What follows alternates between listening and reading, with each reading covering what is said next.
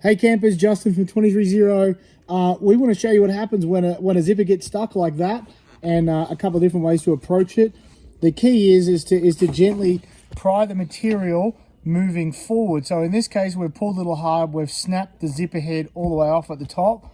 So we're going to have to approach this one a little bit differently. So we're going to get it from the other side, but you can see the material has actually caught itself in the zipper. Now this happens with a whole bunch of stuff. We can make this really, really hard or really easy. The easy way is to pull forward. Don't try and go backwards, just forward, and you've got to kind of push that at the back and work its way out. So I'm going to swap sides and get the video from this side so I can get a bit better pull, and hopefully we'll be able to show you guys how to get that out without causing any damage to your tent.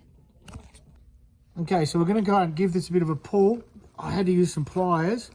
We're going to come forward. You can see gently that's moving ever so slow, and we push it out of the way, and there we go. The zipper's back running again.